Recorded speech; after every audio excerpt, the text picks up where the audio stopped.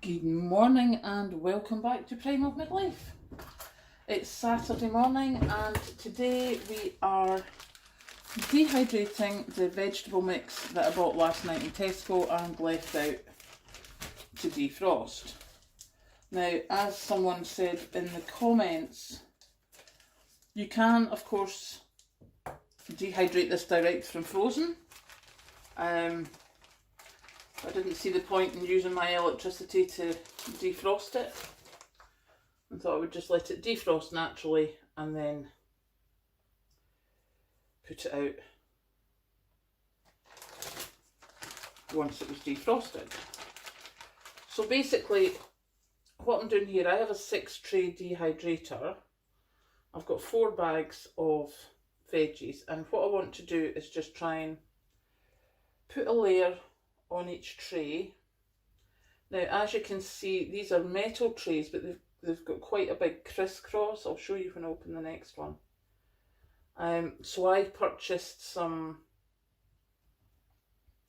silicone mats to go on them. So that's the first one. Yeah, as you can see, it's quite big crisscross, which is alright for large things, but no use for this. So I got the silicone mats.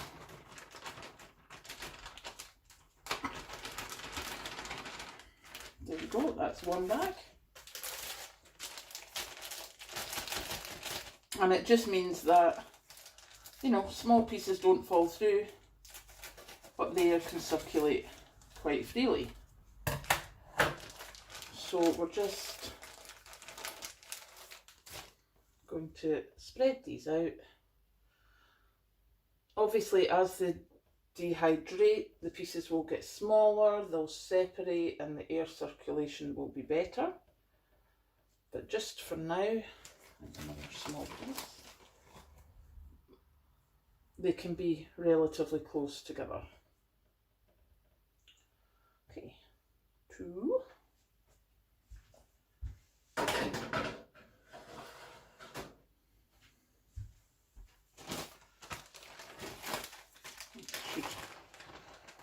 Pretty much take all of this one, I would think.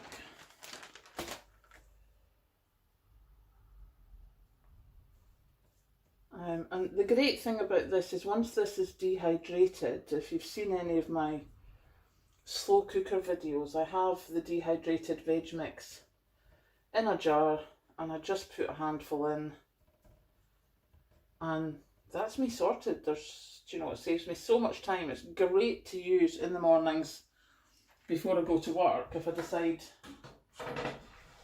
that I want to make a casserole or a soup, then I just take handfuls of the dried mix, put it in the slow cooker and leave it on while I'm at work, which is fantastic. So see it on now. Oh, there's that silicone moving a bit, which is not very good.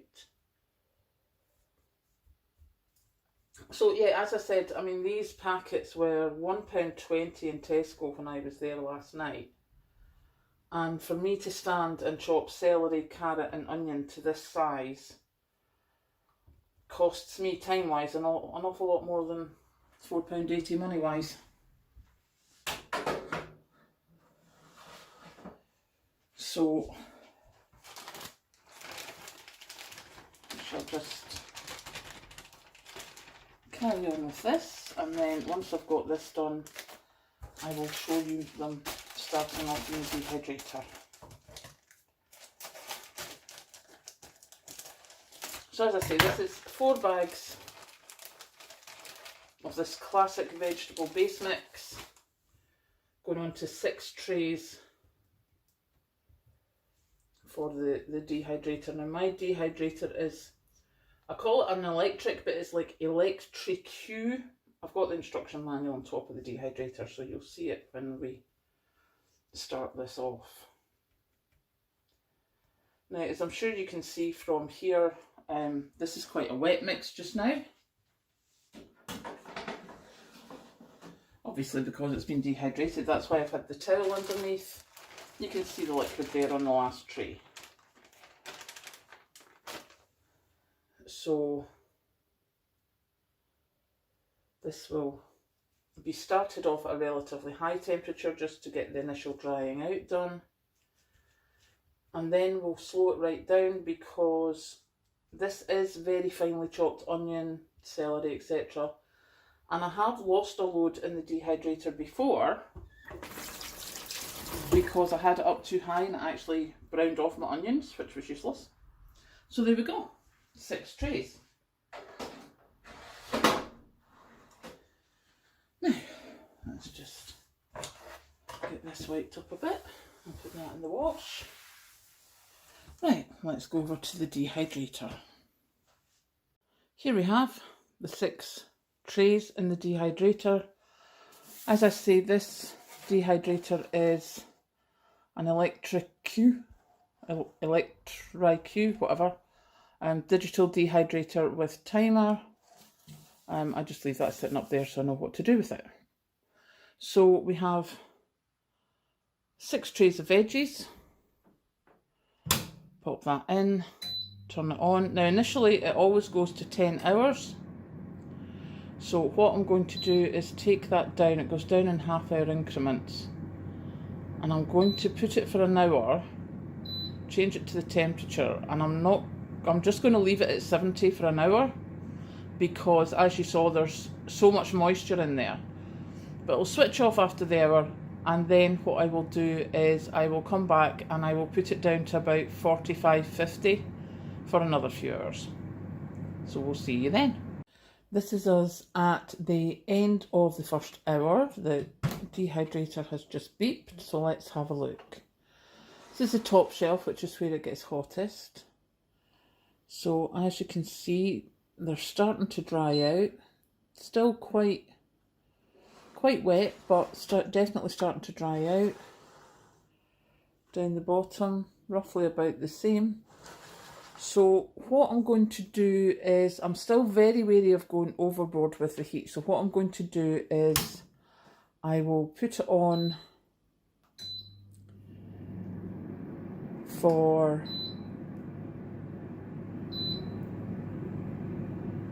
an hour and a half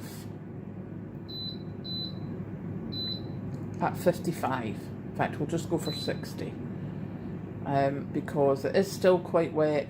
So an hour and a half at 60 and we'll see how we get on. That is the hour and a half finished. So let's have a look. As you can see, that is starting to dry out in places. So now what I'm going to do is put it back on. And this time we're going to go for 4 hours at 50 degrees. So we'll take the hours down to 4, and we'll take the temperature down. Actually, we'll leave it at 55, but I will check it in 2 hours. So I'll see you soon. Here we are back at the dehydrator. Now this is the next morning, so everything is cool. And as you can see, this is all nice. You can hear it cracking there. So that is that fully dehydrated. Now, I know I said before I put it on for 4 hours, that just wasn't quite enough. I added another hour. So now we're going to get it all put in a jar. And here we have the finished article, which is a tub of dried veggies. All nice and dried, ready to go into whatever we decide to put them into. Now, because I've dehydrated this, we'll have to do what is called conditioning, which is just every day come down, shake it, make sure it's still separated, make sure there's no more moisture getting in, or there's any moisture left. If there is, then I might have to dehydrate it for another half hour or so. But so far, as you can see, you know, it's all coming away, there's nothing sticking, so looking good so far.